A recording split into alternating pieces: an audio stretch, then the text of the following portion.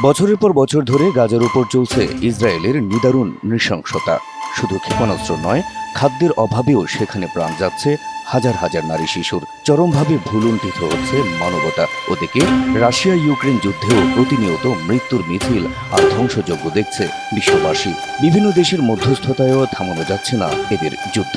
এদিকে মধ্যপ্রাচ্যে Iran, Syria, Jordan সহ বিভিন্ন দেশে ক্ষণে ক্ষণে আশ্রয় পড়ছে ইসরায়েলি ক্ষেপণাস্ত্র। পাল্টা প্রতিরোধে মাঝে মধ্যেই প্রতিবাদী হয়ে ওঠে ইসরায়েলে আগ্রাসনের শিকার দেশগুলো। এসবের মধ্যেই নতুন এক যুদ্ধের আতঙ্কে বিশ্ব। এবার দৃশ্যপটে দক্ষিণ পূর্ব এশিয়ার দেশ থাইল্যান্ড ও কম্বোডিয়া। রয়টার্স জানায়, এক দশকেরও বেশি সময় ধরে নির্দিষ্ট কিছু সীমানা নিয়ে সংঘাত চলছে দুই দেশের মধ্যে। তবে বৃহস্পতিবার থেকে শুরু হওয়া সংঘাত ছিল এ যাবৎকালের সবচেয়ে ভয়াবহ।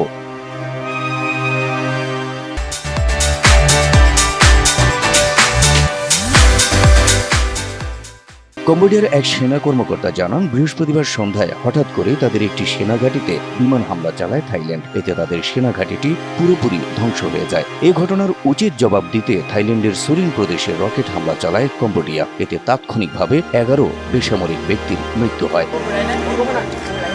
এর প্রেক্ষিতে সীমান্তে 6টি F-16 যুদ্ধ বিমান মোতায়েন করে থাইল্যান্ড। কম্বোডিয়ার সীমান্ত ঘেঁষা 8টি জেলায় জারি করা হয় সামরিক আইন। উভয় পক্ষই সীমান্তে জড়ো করে নিজেদের ফাইটার জেট, কামান, ট্যাঙ্ক ও পদাতিক বাহিনী। সীমান্ত এলাকা থেকে হাজার হাজার মানুষকে সরিয়ে নেয় দুই দেশ।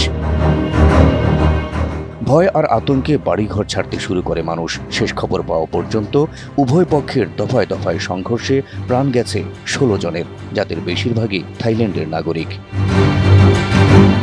এদিকে দুই দেশের মধ্যে চলমান সংঘাত আরও অবনতির দিকে গেলে ব্যাপক যুদ্ধে রূপ নিতে পারে বলে হুঁশিয়ারি দিয়েছেন থাই প্রধানমন্ত্রী ফুমথাম। তিনি বলেন, আমরা প্রতিবেশী হিসেবে সমঝোতার চেষ্টা করেছি, তবে জরুরি পরিস্থিতিতে থাই সেনাবাহিনীকে এখন তৎপর হতে বলা হয়েছে।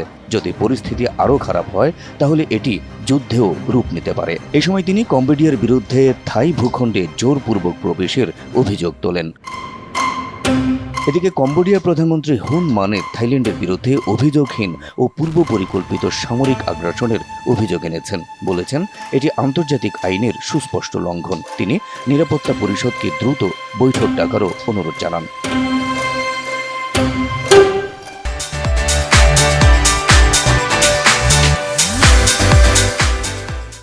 থাইল্যান্ড ও কম্বোডিয়ার মধ্যে চলমান সংঘাতের কারণ এমারেল্ড ট্রায়াঙ্গল নামের 817 কিলোমিটারের একটি সীমান্ত অঞ্চল। এই অঞ্চল নিয়ে দুই দেশের মধ্যে 100 বছরেরও বেশি সময় ধরে দ্বন্দ্ব চলে আসছে। বন জঙ্গলে ঘেরা এই অঞ্চলে রয়েছে অনেক মন্দির। দুই দেশই এই মন্দিরগুলোকে নিজেদের বলে দাবি করছে। এ বিষয়ে 1962 এবং 2013 সালে 2 দফা আন্তর্জাতিক আদালতে রায় হয়। দুইবারই সেই রায় কম্বোডিয়ার পক্ষে গেলেও তা মানতে নারাজ থাইল্যান্ড। তাদের দাবি, আদালতের রায়ে ওই মন্দির এলাকা অন্তর্ভুক্ত নয়। এর জেরে 2008 এবং 2011 সালেও সংঘাতে লিপ্ত হয়েছিল দুই দেশ। তবে সে সময় দুবারই স্বল্প সময়ের মধ্যেই শান্ত হয়ে যায় দুই দেশ। কিন্তু এবার উভয় দেশের পাল্টাপাল্টি আক্রমণ আর আগ্রাসী মনোভাব দীর্ঘমেয়াদী যুদ্ধের শঙ্কা বাড়াচ্ছে। তবে কি আরও একটি যুদ্ধের ভয়াবহতা দেখতে হবে আমাদের? এ প্রশ্ন বিশ্বের সকল শান্তিকামী মানুষের। Habib Russell, NTV online.